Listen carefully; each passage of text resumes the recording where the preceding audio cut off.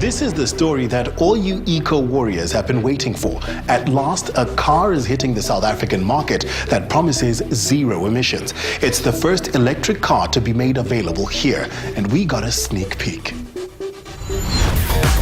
If you've traveled to Europe recently, you might have noticed a veritable explosion of electric cars. They're sleek, super eco-friendly, and they boast some awesome technology.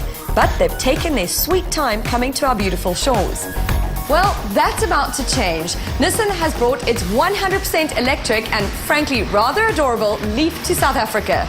The car plugs into a normal wall socket and is fully charged after 8 hours.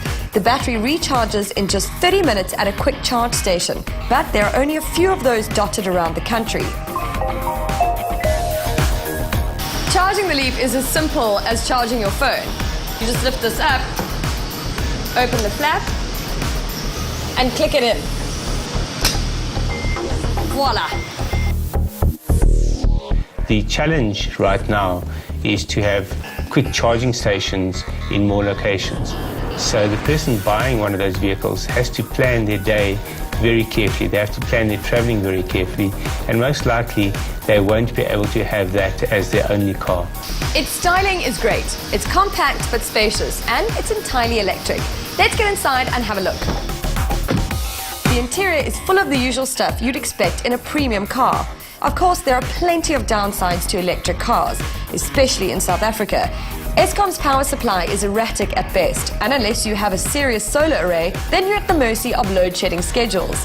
There are a lot of jokes about load shedding and that there's no point having an electric car because you won't have electricity.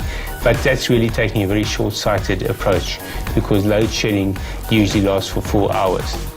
Enough about the nitty-gritty. Let's test this thing out. The Leaf has a range of between 150 and 180 kilometers on the open road. Stop-start traffic drains the battery, so if you're doing the daily Pretoria-Joburg commute, it's maybe not the best choice for you. It also doesn't have the throaty roar of a fossil fuel engine. Still, it sounds kind of futuristic, like something out of Blade Runner.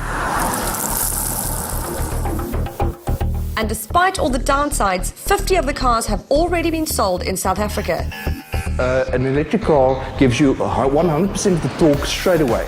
So you put your foot down and the engine will give you everything that it's got, which means that it's quite quick off the mark. And you'll be able to get off the mark much faster than a petrol car.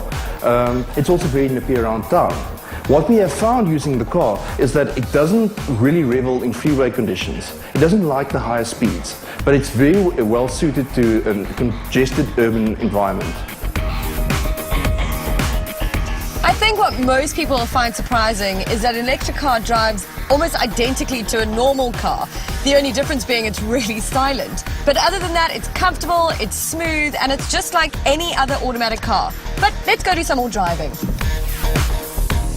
The car retails at 446,000 Rand, so it's not a cheap toy by any stretch of the imagination.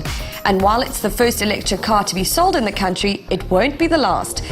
The South African mass market is not yet ready for electric cars, mainly because of the cost.